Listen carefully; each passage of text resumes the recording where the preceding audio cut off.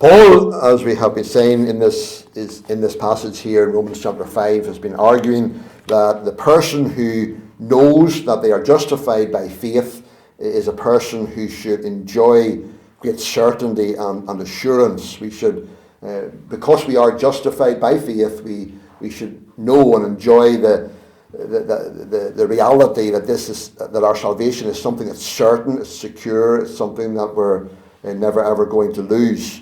And he says we should enjoy peace with God, standing in the grace of God, and rejoicing in hope of the glory of God.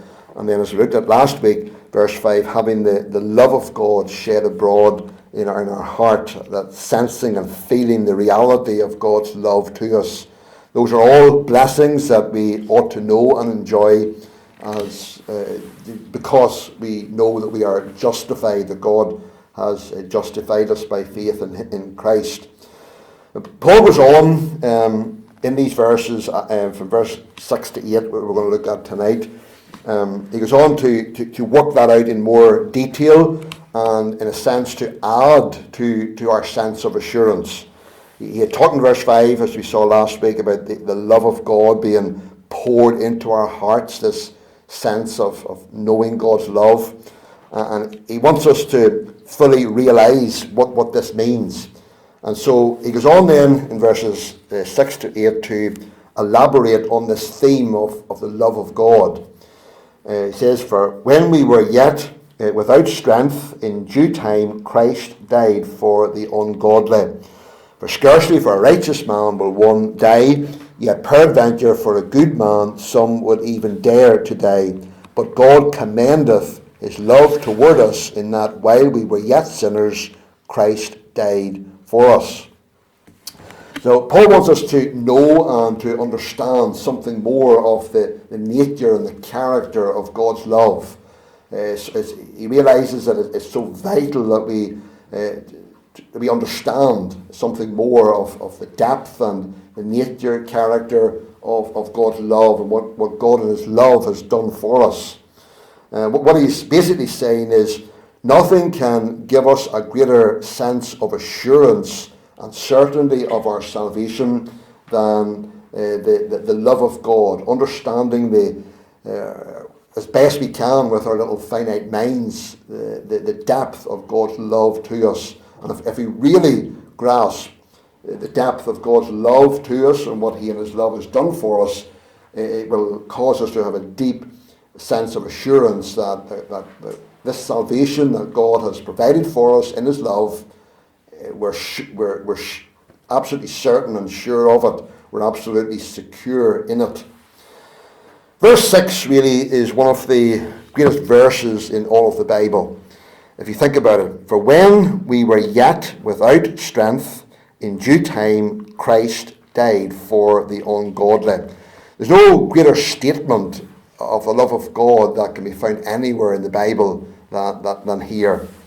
This verse could really be thought of as the Apostle Paul's explanation of John 3:16. We're all familiar with that great gospel text, for God so loved the world that he gave his only begotten Son. With this verse here, for when we were yet without strength, in due time Christ died for the ungodly. We could think of that as Paul's explanation of John 3:16. Verse 6 is like a complete statement. For when we were yet without strength, in due time Christ died for the ungodly. And then verses 7 to 8 is like an elaboration on that statement, where he says, for scarcely for a righteous man will one die, yet peradventure for a good man some would even dare to die. But God commendeth his love toward us, in that while we were yet sinners, Christ died for us. So the first thing that stands out in this verse, in verse 6, is that our salvation, as we think of our salvation, it is entirely of God and of his love. Our salvation is the result of God's great eternal love. In his eternal love, he planned salvation. And we see that in the little phrase there, in due time. That little phrase, what does it mean? It means in the appointed time. In the appointed time, Christ died for the ungodly. You know, we're all used to having appointments. Some people have more appointments than others, dentists, doctors, and so on. And then when you think about it, what is an appointment? An appointment is something that it's planned ahead of time.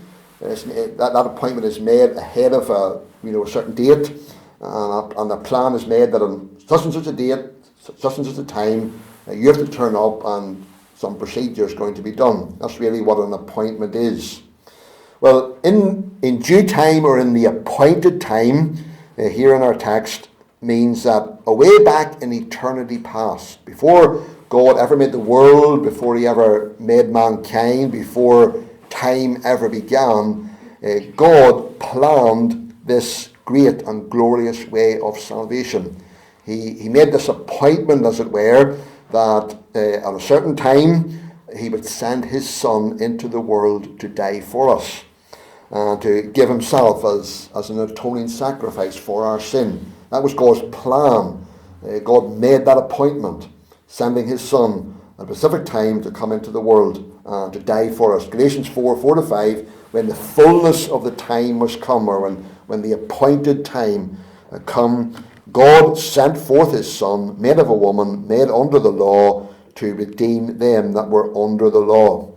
And why did God make this appointment? Why did God have this plan from all eternity? It was because of his love, his great love for us. This really brings out to us the difference between the love of God and the love of people, our love. At best, our love is fickle, isn't it? Our love is up and down, it's changeable. It often depends upon our mood, how we feel today, whether we love someone or whatever. But God's love is never like that. God's love is never up and down, never depends on his mood or whatever. His love is unchangeable and it's eternal. It does not change. It's not up today and down tomorrow. It's unchangeable. 1 John 4:8 says, God is love. Not merely that God loves, but that God is love. Love is God's very nature. And we know that God's nature never changes because he is God, and his nature will never change. So that means that if his nature is love, and he never changes, his nature never changes, then that means that his love will never change. His love planned our salvation way back in eternity past, and carried it out at the time that he had appointed, and that makes it absolutely certain and secure. If our whole salvation, the whole plan of salvation, Christ coming and dying for us, was all planned by God's love never changes, then that means that our salvation is absolutely secure. It's rooted in the unchanging love of God. How did God's love carry out this plan of salvation? Did God just say, well, I'll tell people that I love them, and I'll not be too hard on them if they're just sorry for the wrong things that they've done and the mistakes they've made, well, I'll forgive them? Is that how God's love carried out his plan of salvation? Absolutely not. Notice what he did. Verse 6, for when we were yet without strength, in due time Christ died for the ungodly. The love of God sent Christ into the world and sent him to the cross to die for us. That's how God's love carried out his plan of salvation. Sent his Son into the world and to the cross. 1 John 4:9-10 says, in this was manifested the love of God toward us, because that God sent his only begotten Son into the world, that we might live through him. Herein is love, not that we love God, but that he loved us and sent his Son to be the propitiation for our sins. If you're ever tempted to doubt the love of God to you, as sometimes we do when hard and difficult circumstances come, times we are tempted to doubt the love of God. Well, whenever we are, just take a look at Christ suffering and dying in our place. Just see him on the cross, sent there by God to give his life for us. And if we were to truly fix our gaze upon him and try to contemplate something more of what it meant for him to go to the cross, to die for us, then that will erase any doubts that we may possibly have of God's love to us. He was God's eternal Son in the time that God had appointed. He stepped out of eternity, out of the glory of heaven. He came into our world of sin and shame and misery. And that was God proving, or as Paul says here, demonstrating, commending his love to us. And what did Christ come into this world to do? It says Christ died for the ungodly. Christ died for the ungodly. In order to save us, he had to die for us. He had to die our death. It wasn't his life or his teachings or his miracles that save us, but his death. He died for us in order to save us. And who and how were we? Paul says we were ungodly and we were without strength. He says, for when we were yet without strength, in due time Christ died for the ungodly. That's how we were. We were ungodly and we were without strength. And this really amplifies the love of God. If Christ had died for good and godly people, it would have been wonderful. But he died for the ungodly, for those who are without strength. One way of measuring the depth of God's love is to measure the depth of the appalling condition of the people for whom Christ died. If you want to know how much God loved us, then just look at how the awful condition that we were in. And the depths of our appalling condition show us the depth of God's love that reached us and saved us and sent his Son to die for us. Paul says we were ungodly. What does it mean to be ungodly? To be ungodly means to be unlike God. That's really what it means, to be unlike God. Romans 3:23 says, all have sinned and come short of the glory of God. We were created to live for the glory of God. The purpose of our existence, the very reason why we're in this world, is to reflect the glory of God. For God's glory to be reflected through our lives. You think of a mirror reflecting an object, and you can see the reflection of that object whenever you can't see the object itself. The mirror is reflecting that object. Well, our lives, the purpose of our lives in this world is to reflect the glory of God. No one can see the glory of God with their own eyes, but our lives are meant to be a reflection of the glory of God. But because we are sinners, we no longer reflect God's glory. We have become ungodly. And that's the tragedy with humanity. That's why we live in the world that we do. That's why the things are happening around us. That's why people live the lives that they do, because they're ungodly. They're no longer like God in what they do and how they behave and how they act and so on. God's image in us has been seriously defaced and we're ungodly. People will say, but surely if people say they believe in God and they pray to him and they try to please him and try to do some good in this world, surely such people, you can't call them ungodly. You can't say that they're not like God. They're good people as far as people are concerned. But the reality is that even those who are classed as good people by people, the reality is they are ungodly, because the God they think they are worshipping is not the true God. He's a God of their own making and their own imagination. You tell them about the God of the Bible. You tell them that the God of the Bible is a holy, righteous God, God who hates sin, God who will punish sin. Tell them that they are sinners themselves, that they're lost, that they're under God's wrath. You tell them that and you'll soon see how godly they are. They reject such a God. You see, the reality is we are all ungodly by nature. And then, how else were we when Christ died for us?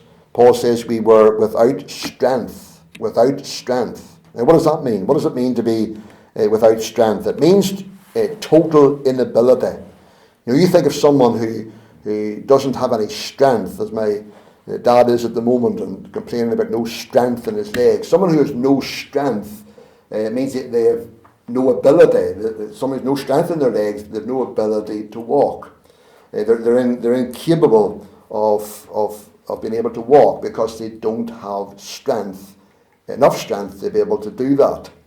Well, we are all without strength spiritually. It means that we are totally incapable whenever it comes to the matter of salvation. Totally incapable. How are we incapable in the matter of salvation? One thing is we can't understand spiritual truth.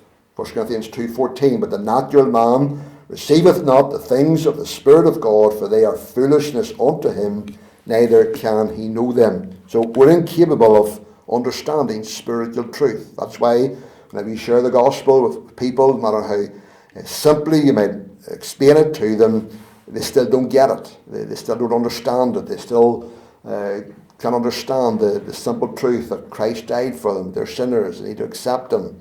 That's because as we are, we can't understand spiritual truth. We're without strength.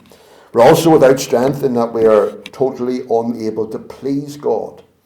The Bible tells us that all our righteousnesses, all the good things that we try to do, they're just as filthy rags in God's sight. Luke 16:15 says, that which is highly esteemed among men is abomination in the sight of God. So by nature, we're unable to please God. People think that they do good things and do good deeds and so on, that they're pleasing God. But the reality is we can't please God. As we are, as sinners, we can't please God. And then to be without strength also means that we're unable to obey God. Romans 3:20 says, therefore by the deeds of the law there shall no flesh be justified in his sight. So we can't obey God's law. We can't obey what God has told us to do because we're sinners. We're without strength. So to be without strength just basically means that we're totally incapable of saving ourselves. Completely powerless to deliver ourselves from the just and righteous condemnation of God and his law. We can do absolutely nothing in the matter of salvation. And to understand that there is nothing that I can do to save myself, I can't even understand the gospel and spiritual things, I can't please God, I can't obey him as I am. To understand that makes us realize and appreciate the love of God. Because it was the love of God that provided salvation for us. When we were ungodly, when we were unlike God, when we were without strength, that's when God, in his love, sent his Son to die for us and to save us and to provide salvation for us. Whenever we truly contemplate the death of Christ and the extent of his love in going to the cross to provide salvation for us when we couldn't save ourselves, then we can only say, like the hymn writer, love so amazing, so divine, demands my soul, my life, my all. Then Paul was on in verses 7 and 8 to elaborate on what he has just said in verse 6. And he says, for scarcely for a righteous man will one die, yet peradventure for a good man some would even dare to die. But God commendeth his love toward us, in that while we were yet sinners, Christ died for us. The apostle says that no one would be likely to die for a righteous man.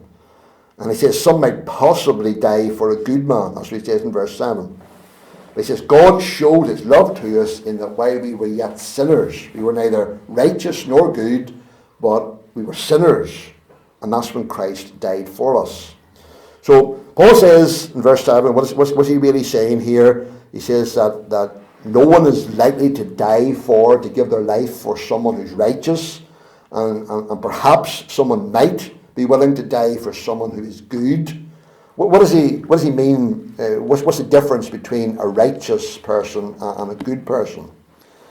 Well, a righteous person, you can think about it like this, is someone who is correct in all that they do. They're someone who keeps the law, they obey the rules, they cross all their T's and dot all their I's and so on. All their behaviour is correct. But that's as far as it goes. A good person then, you could think of them as someone who does all of those things, but goes a step further, and they're controlled by love. Their heart and soul is in it, and they're willing to go the second mile and so on.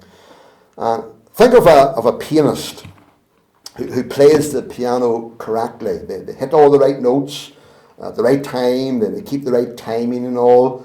What you can say about their playing is it's correct. There's nothing wrong with it. It's correct. It's all in time and everything's correct. But then you think of someone who is just a natural musician, and they sit down at the piano and they may play the same piece as the other person, but it's as if they put life into it. It's as if the piece comes alive. They're able to do all the little fancy things and so on. And you say, that's good, Morris Lackey. Good. And you say that's good playing.